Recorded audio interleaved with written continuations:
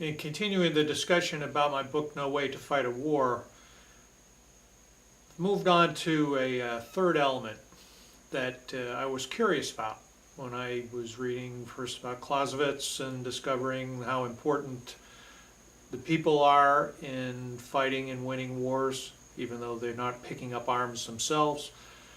I was very shocked by reading Julian Corbett and his explanation of limited warfare.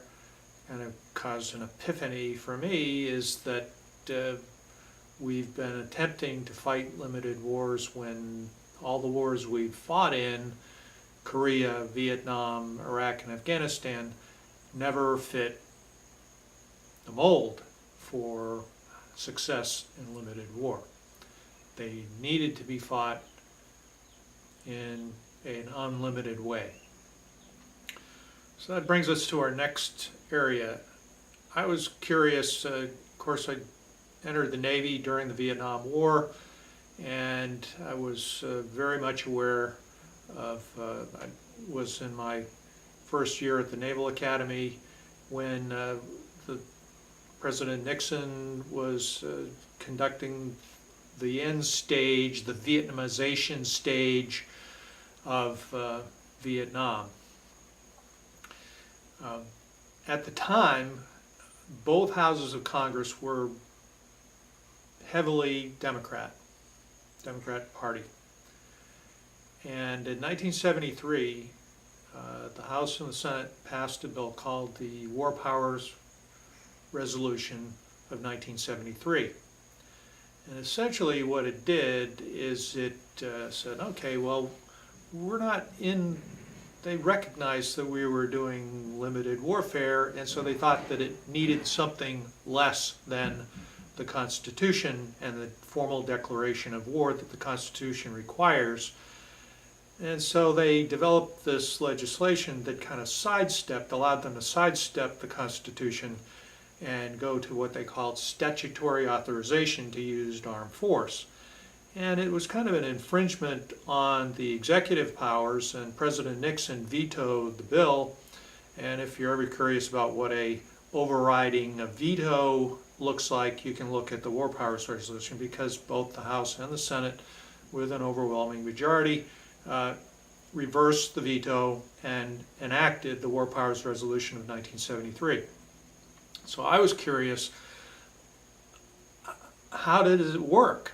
It was too late to really have an impact on the Vietnam War, but since then we've had Iraq and Afghanistan, and I was curious to know, okay, well, we've been using the War Powers Resolution here, how does it work? And what I discovered, especially during the Clinton years where we had it was after the first Iraq War, I noticed that the utilization of the War Powers Resolution was highly politicized. And another thing it did, it permitted Congress to kind of, as I refer to it in the book, a trap door to get out of accountability for entering into a war. In most cases, and this is true in Vietnam as well as Iraq and Afghanistan, is that there was widespread popular support among the citizens of the country and in Congress to use armed force in these situations. In the case in the 1990s, there was a resolution of the War Powers Resolution that said that our goal was to remove Saddam Hussein from power in Iraq. That was our national policy. President Clinton signed it into law. A few years later, after Saddam Hussein had violated the terms of the first Gulf War for almost 10 years, there were more resolutions backed up by UN Security Council resolutions.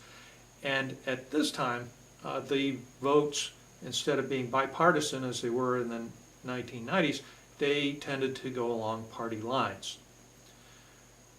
However, authorization was given to use force in Iraq, and initially there was widespread support in the public and in Congress for the war. However, presidential elections got involved, and Howard Dean, for one, as a candidate for president, thought that being anti-war was his ticket to the White House. Well, that started kind of a downhill slide in what, if I hate to use the word popularity for a war, but public support for the war fell after the 2004 election. The problem I see mainly is that it's highly politicized, the act of using armed force, and it has gotten away from what the framers of the Constitution intended. And if you care to get into this at all, I highly recommend that you read the Federalist Papers and recognize that there's not a lot said about security. But they were very strong in that the armed forces be directed by a single person, the commander-in-chief, the chief executive, the president of the United States.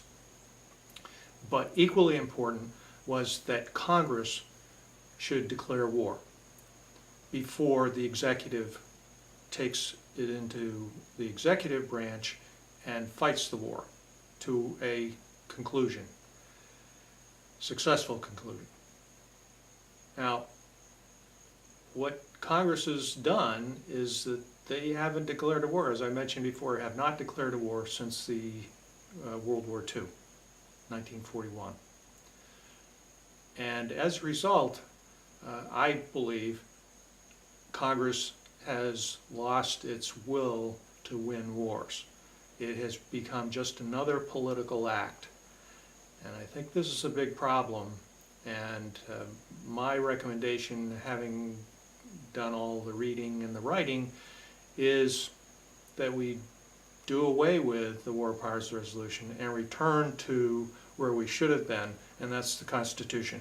And I think if Congress would take my Corbett Test, and in the book I made a nice little cutout Corbett Test that you could cut out and slide into your pocket Constitution, and next time they come up with a discussion about whether to use armed force or not, they should use the Corbett Test. And when they see that strategic isolation is impossible without going to war with more countries and essentially going to an unlimited war, maybe they'll think twice about giving a declaration of war and giving the executive branch permission to go to war in places like Korea, Vietnam, Iraq, and Afghanistan. Thank you.